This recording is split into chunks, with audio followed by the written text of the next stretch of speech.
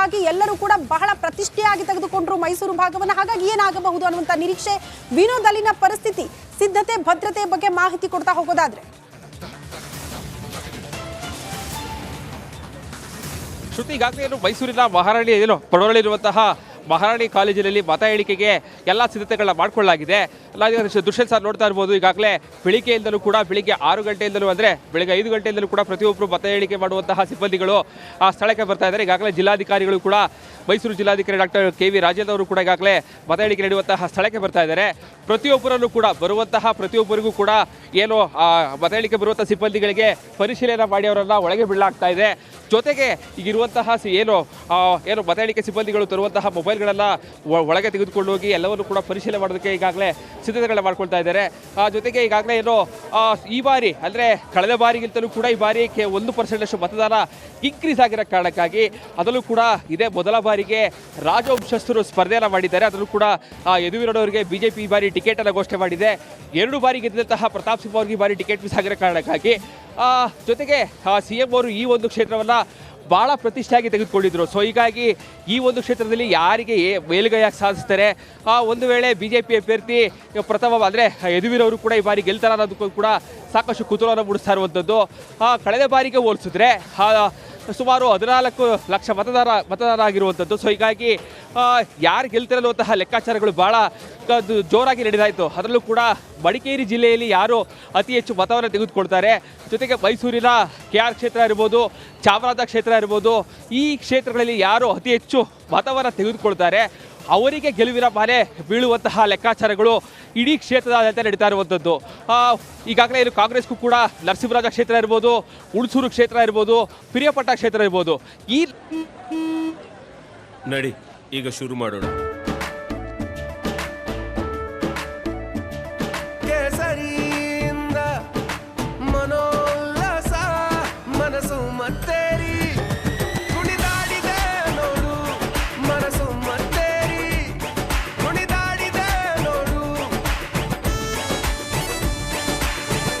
ಕ್ಷಣ ಕ್ಷಣವೂ ಆಚರಿಸಿ ಕೇಸರಿ ಹಬ್ಬ. ವಿಮಲ್ ಬಾಯಲ್ಲಿ ಹೇಳಿ ಕೇಸರಿ.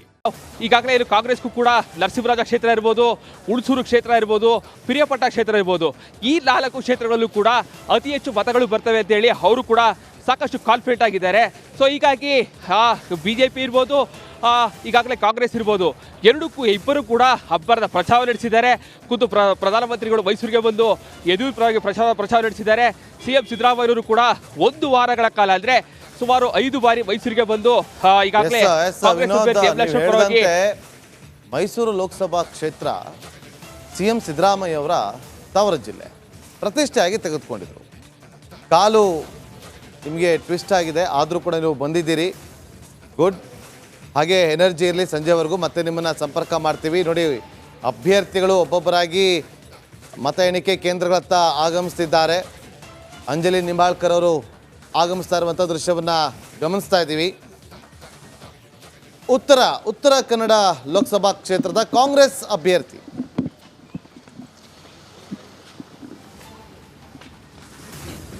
ಮತ್ತೊಂದು ಕಡೆ ದೆಹಲಿಯಲ್ಲಿರುವಂತಹ BJP ಕೇಂದ್ರ ಕಚೇರಿ ಇದೆಯಲ್ಲ, ಅಲ್ಲಿ ರಾತ್ರಿಯಿಂದಲೂ ಕೂಡ ಸಿಹಿಯನ್ನು ತಯಾರು ಮಾಡಲಾಗ್ತಾ ಇದೆ. ಕಾರ್ಯಕರ್ತರಿಗೆ ಭರ್ಜರಿಯಾದಂತಹ ಉಪಹಾರವನ್ನು ವ್ಯವಸ್ಥೆಯನ್ನು ಮಾಡಿಕೊಳ್ಳಲಾಗ್ತಾ ಇದೆ. ಎಕ್ಸಿಟ್ ಪೋಲ್ನ ಪ್ರಕಾರ BJP ಮತ್ತೊಮ್ಮೆ ಬಹಳ ದೊಡ್ಡ ಗೆಲುವನ್ನು ಸಾಧನೆ ಮಾಡಲಿದೆ ಅನ್ನುವ ಒಂದು ರಿಪೋರ್ಟನ್ನು ಕೊಟ್ಟಿತ್ತು.